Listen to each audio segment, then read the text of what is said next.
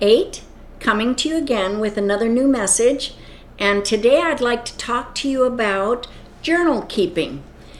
Journal keeping is writings that you write in a book every day or every other day to express your feelings or your thoughts. And I want to give you some reasons why you should keep a journal and how it can help you in your life. The first one is self-discovery. When you write about things in your childhood, in your youth, about things that you're going through or dreams that you have, maybe you can't express these to other people. You can express anything you want in a journal. Write it down. Don't let it just be a passing thought and forgotten. Okay? Write it down. You may reflect on that later on and come back to that dream or come back to that self-discovery that you've had about yourself. Sometimes we don't realize what we want in life, but as we start writing things down day to day, we discover what we really want out of our life here on earth. All right, that's number 1. Then self-expression. You can express yourself in a journal like no other place. Nobody is there to judge you. Nobody is there to say, oh, that's a stupid thought. No, that's your thought, and there are no stupid thoughts. So self-expression, you can express your loves about yourself, things you want to improve on. You can express so many things about yourself. Just get a little book and take it with you every day. Jot something down, just a thought that you have.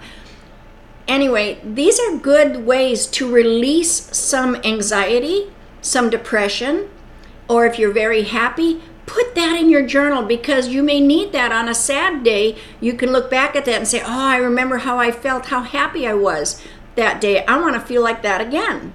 Okay? So journal keeping is very productive and very successful for your own self-expression, your own self-worth. I suggest keeping a journal. Okay? My next reason is you can capture memories. Okay? I'll share a little memory that I had in my childhood. I was probably about 10 or 11 years old. A few months ago, I was looking at one of my old journals and I came across this story. I had totally forgotten about it. And then I read it and it just made me laugh and to think how innocent I was back then. So I've talked about the cornfield and how I liked going through the cornfield often. Anyway, and on the other side of the cornfield, a long ways away, was this horse farm. And once or twice a week I end up going to that horse farm after school, summer days, just anytime, early in the morning. Anyway, the horses would run to the fence when they saw me because I always had a bag of carrots or sugar or apples or something for them. Anyway, they would always try to reach over the fence to get this purple flower. And I thought, God, they really like these purple flowers.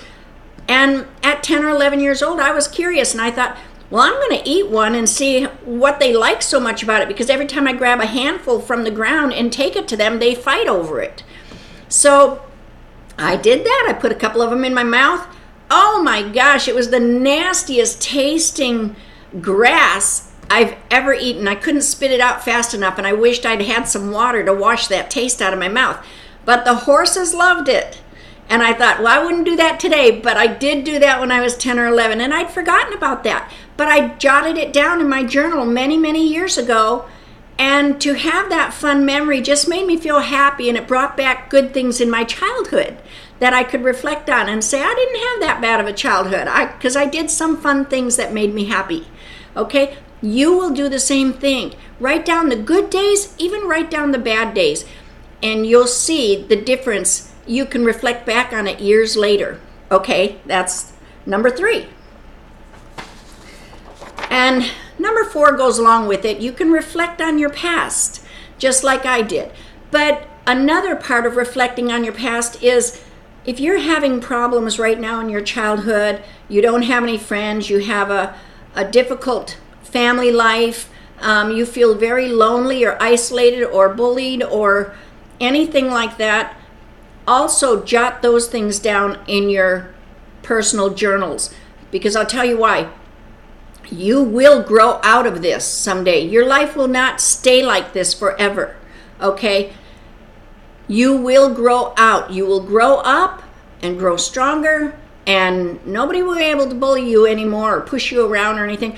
But as you grow, you'll be able to look at that tough time that you got through and see your growth and how much you grew from the opposition that you had to face in your young childhood.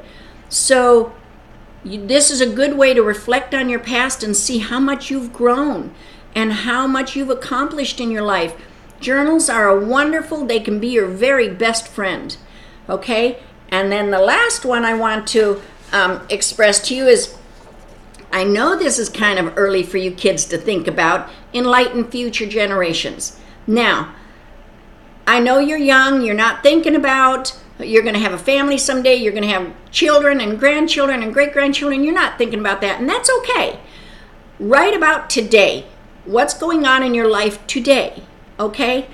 Because someday, your posterity is going to read about your life experiences, and they're going to say, oh, I didn't know that, or I didn't know that, because it doesn't come up in everyday conversation. So this is really important that you kids do this for yourself, for your own self-worth, for your own growth.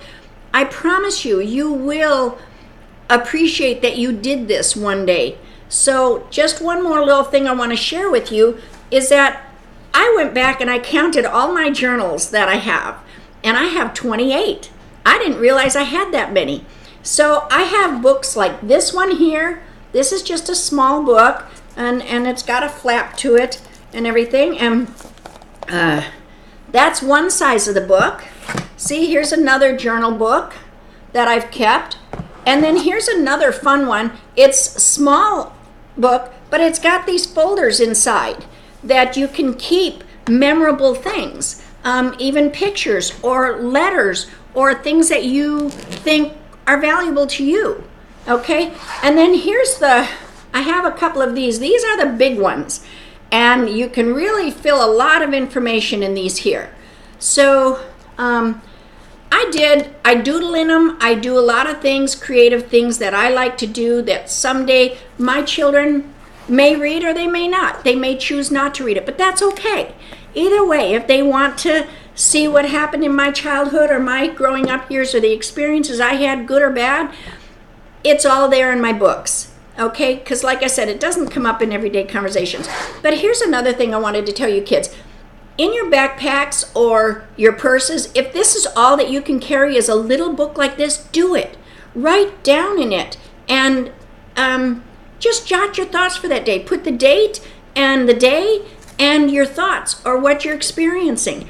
Anyway, I promise you, you won't regret taking the time to do something like this. It'll be very beneficial to you, to your own health inside. You'll be able to express yourself to yourself. And one day again, look back at it and say, oh, I've grown so much since then. Okay? These are my thoughts for today. I really love you kids. I care very much about you.